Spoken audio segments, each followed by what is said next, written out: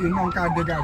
Ah non, non. Non, je n'ouvrirai pas le véhicule, commissaire. Avec tout ce que vous avez comme dispositif, vous pouvez escorter mon véhicule jusqu'à chez moi. Je ne sortirai pas de mon véhicule pour entrer dans un autre véhicule. Sauf si je suis en état d'arrestation. Voilà.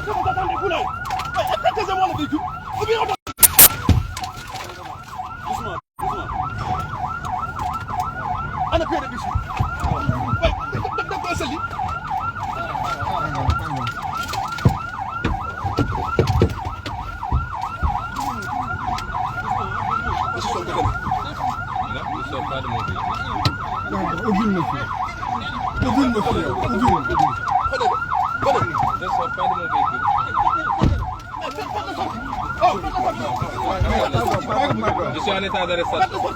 Hein? Non. Est-ce que des porteurs ont le droit d'extraire quelqu'un de son véhicule? Hein? Non, je pose la question avant. Venez. Monsieur, arrêtez de faire du zèle. Non, c'est pas du zèle. Ouvrez. Ouvrez ici. Oh, non.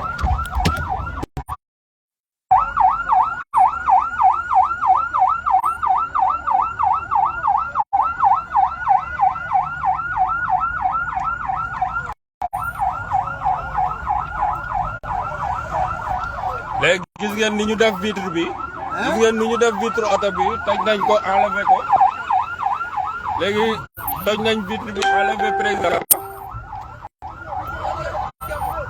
jël nañu téléphone Ousmane.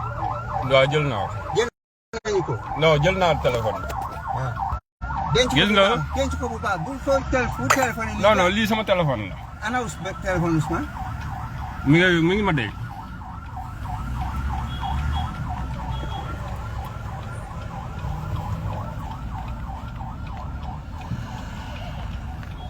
Demal. Hein? Demal, il te support, il te plutôt plaît.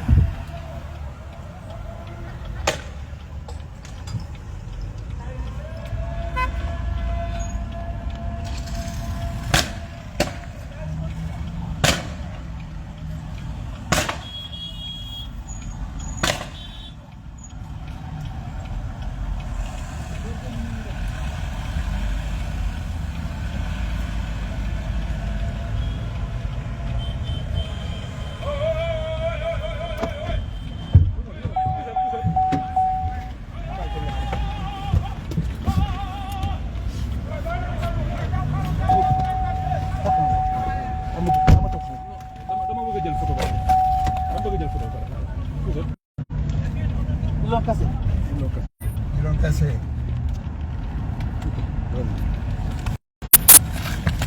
am di sànq bi gars yi ne dañuy encadré la ñu waroon def.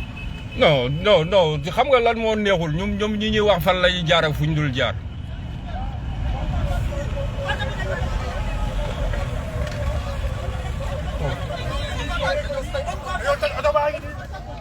Où est le véhicule? Où il est? Hein? mu ngi doon jàppal kii kan la kookan la ah kii kan la caméra bi ba may yóbbu Babacar la woon ba may yóbbu Babacar ba muy naaj.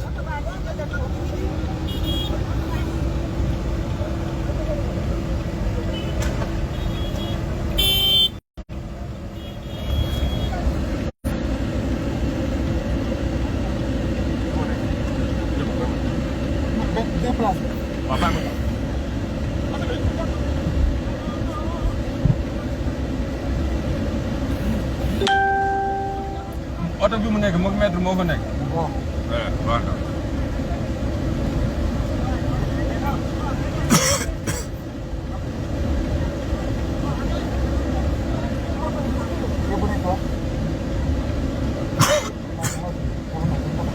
Wally sa saag mi ngi nii sama kanam de. lan sa saag yi ak mi ngi waaw mi ngi nii sama kanam.